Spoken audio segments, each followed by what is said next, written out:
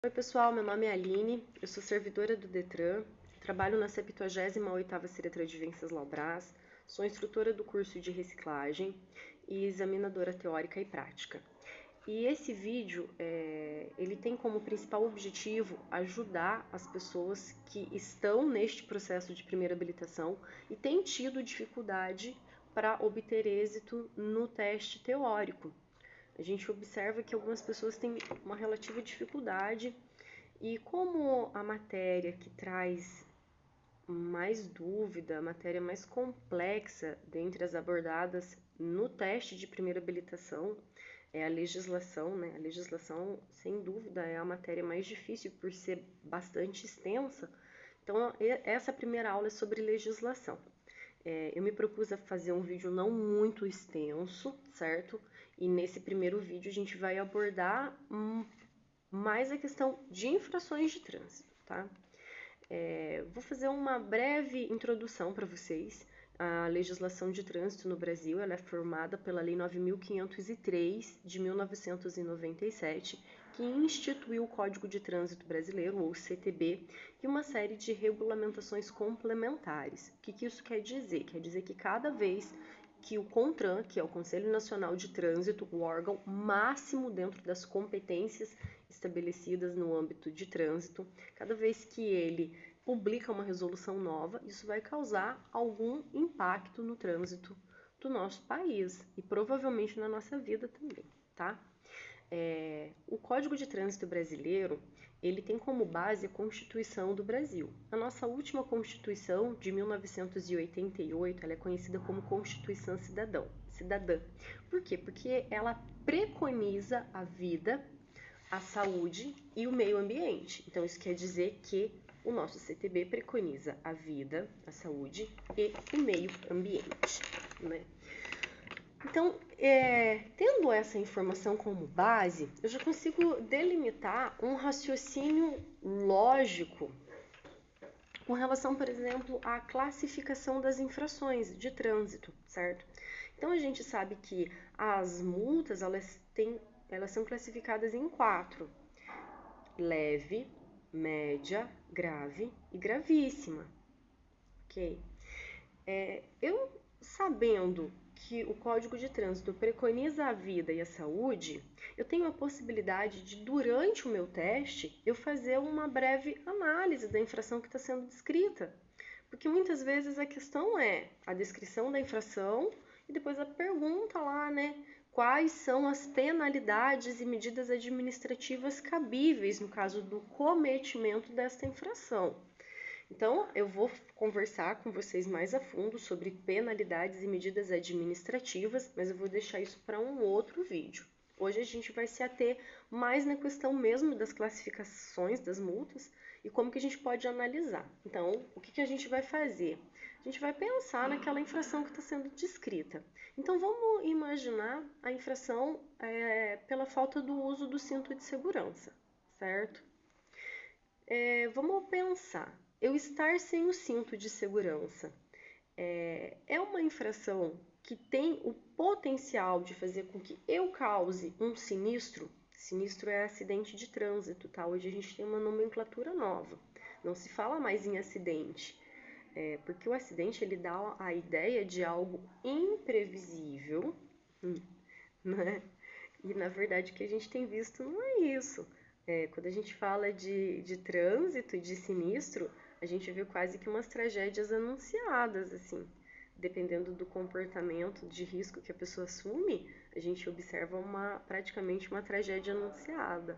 Então, a gente perdeu essa ideia de que os acidentes de trânsito eles são inevitáveis e são imprevisíveis. Na verdade, a grande maioria deles é evitável, porque justamente aquele comportamento, ele é um comportamento em que previsivelmente a pessoa pode causar um acidente.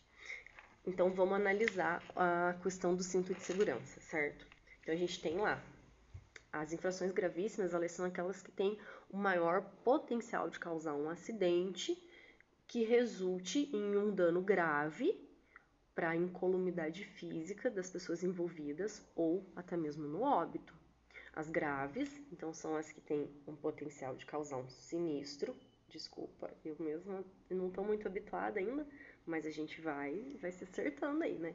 Então, as graves são aquelas que têm um potencial um pouco mais reduzido de causar um sinistro, certo? Que resulte em uma lesão grave ou em óbito.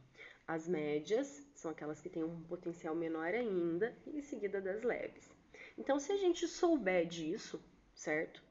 Dessa escadinha aí, né? Como que fica? Então, a gente vai pensar no cinto de segurança. Eu não estar usando o cinto é uma infração que tem um potencial, não usar o cinto, ele tem o potencial de fazer com que eu cause um sinistro? Só a falta do cinto, não, né? A falta do cinto não tem um potencial grande de fazer com que eu cause um sinistro. Não tem. Então, a gente já exclui, ela não é gravíssima. Mas, se eu estiver envolvida em um sinistro, estiver sem o cinto, eu tenho uma possibilidade de ter uma lesão grave ou morrer? É muito grande. Na verdade, é muito grande a chance de que eu tenha uma lesão grave ou morra num acidente se eu tiver sem o cinto. Então, ela é uma grave. Entendem? Se a gente conseguir fazer essa análise dentro da infração proposta ali no exame, fica mais fácil, né, da gente delimitar. Poxa, essa é grave, essa é gravíssima, certo? Então a gente tem que ler e tem que ter mais ou menos esse timing aí de analisar. Olha, essa multa realmente tem um potencial muito grande de causar um sinistro. Essa multa já não tem um potencial tão grande de causar um sinistro. E se acontecer um sinistro em decorrência do cometimento dessa infração, talvez não seja uma coisa tão grave assim para a incolumidade física do ser humano envolvido naquele sinistro. Vamos pensar em outra multa do artigo 65, que é dirigir sob efeito de álcool ou qualquer outra substância psicoativa que determine dependência. Então, eu dirigir embriagada tem um potencial de causar um acidente? Muito alto. É um potencial muito alto de causar um acidente. E um acidente com vítimas graves ou fatais? Sim, com certeza. Por quê? Porque o álcool ele vai interferir na minha capacidade de reagir adequadamente a uma situação de risco, na minha capacidade de fazer uma manobra com segurança, ele vai interferir na minha visão, ele vai interferir na minha capacidade de tomada de decisão. Então, o álcool e muitas outras drogas interferem de maneira, muitas vezes, preponderante para causar o acidente, não é? Então, seria uma infração gravíssima. É uma infração gravíssima, o artigo 65, dirigir embriagado.